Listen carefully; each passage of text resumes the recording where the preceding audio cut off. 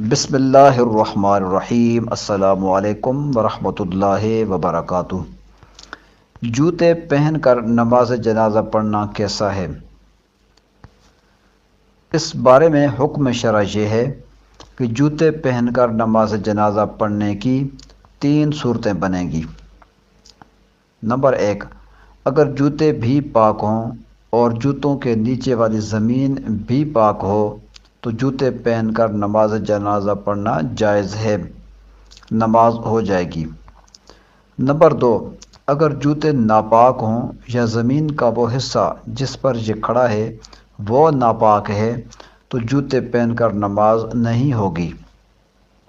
Number 3، اگر جوتوں کا اوپر والا حصہ پاک ہے لیکن نیچے کا حصہ یا زمین نجس ہے تو جوتوں کے اوپر کھڑے ہو کر نماز جنازہ پڑھی تو نماز درست ہو جائے گی، پہن کر پڑھنا جائز نہیں ہوگا۔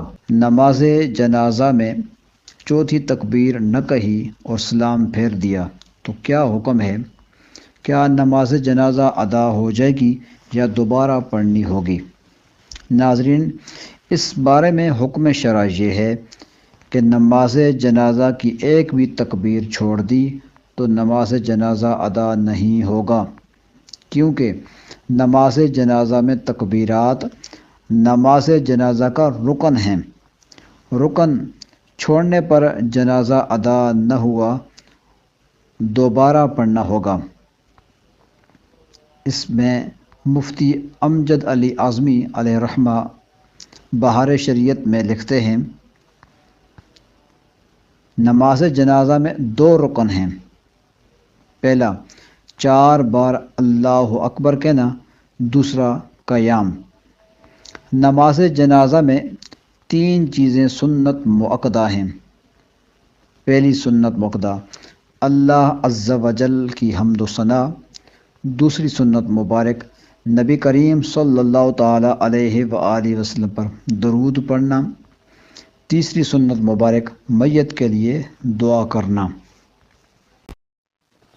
کسی کا شکریہ ادا کرو تو کہو جزاک اللہ، کسی غلطی پر افسوس ہو تو کہو استغفر اللہ، کسی کو رخصت کرو تو کہو فی امان اللہ، اللہ کے نام پر دو تو کہو فی سبیل اللہ، کسی کی موت کی خبر سنو تو کہو انا للہ و انا الیہ راجعون، چھینک آئے تو کہو الحمدللہ، کوئی تکلیف ہو تو کہو یا اللہ۔ دعا ہے اللہ تعالی ہم سب کو اچھی اچھی باتوں پر عمل کرنے کی توفیق عطا فرمائے، آمین یا رب العالمین۔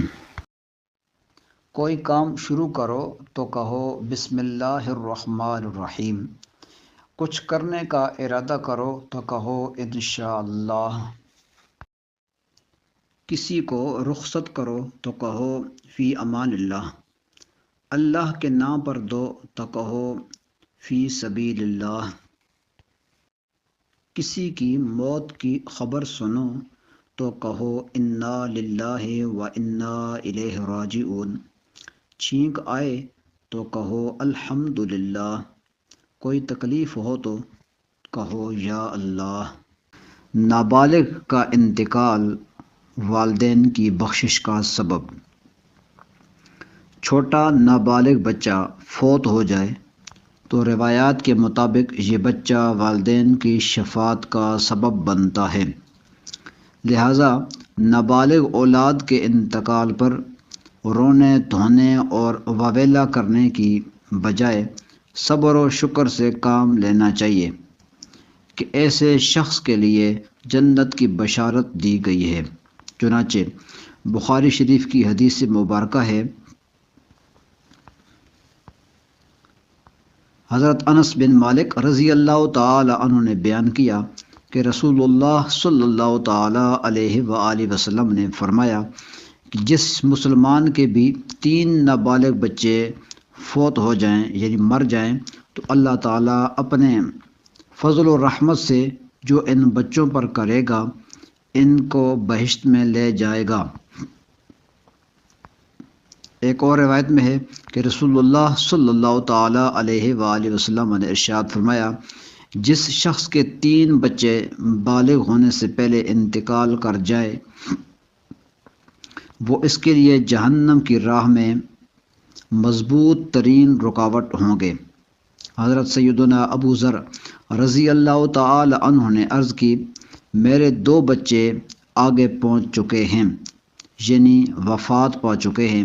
فرمایا اور 2 بچے بھی رکاوٹ ہوں گے۔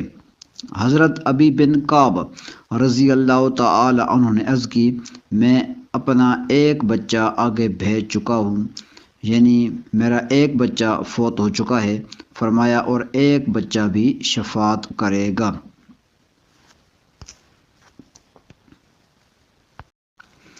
نابالغ کا انتقال والدین کی بخشش کا سبب۔ چھوٹا نابالغ بچہ فوت ہو جائے تو روایات کے مطابق یہ بچہ والدین کی شفاعت کا سبب بنتا ہے۔ لہٰذا نابالغ اولاد کے انتقال پر رونے دھونے اور واویلا کرنے کی بجائے صبر و شکر سے کام لینا چاہیے کہ ایسے شخص کے لیے جنت کی بشارت دی گئی ہے۔ چنانچہ بخاری شریف کی حدیث مبارکہ ہے،